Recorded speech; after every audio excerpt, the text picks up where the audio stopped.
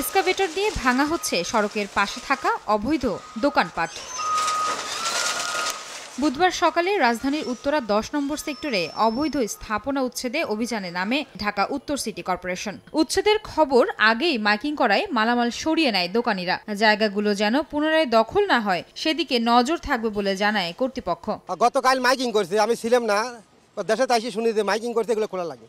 তো সকালে আমরা ৮টা ৭টা সবাই যার মতো নিয়ে যেতে খোলার জন্য সময় দিতেছে না। একটু অবৈধ জায়গা, সুতরাং এখানে নোটিশের বিষয়টি এখানে আসে না। আমরা চেষ্টা করছি যে আমাদের যারা ছিন্নমূল যারা আছে তাদেরকে আমরা বিভিন্ন খাস জমি আমরা পুনরুদ্ধারের চেষ্টা করছি। এদিকে শেরেবাংলা কৃষি বিশ্ববিদ্যালয় ক্যাম্পাসের পাশের ফুটপাতে অভিযান চালায় ঢাকা দক্ষিণ সিটি কর্পোরেশন। তবে খবর পেয়ে আগেই জায়গা খালি করে দেন দোকানিরা। অভিযান পরিচালনায় নানা বাধা থাকলেও কাজ করার আশ্বাস আঞ্চলিক নির্বাহী ম্যাজিস্ট্রেটের।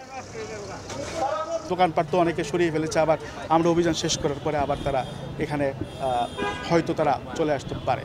তো বিষয়গুলো আসলে চ্যালেঞ্জিং আমাদের জন্য, আপনারা যেরকম বলছেন, কারণ আসলে আমরা তো আলাদা কোনো পক্ষ না। এদিকে ডেমরার ৩টে নির্মাণাধীন ভবনে অনুমোদিত নকশার মিল না পাওয়ায় শাস্তির আওতায় এনেছে রাজুক।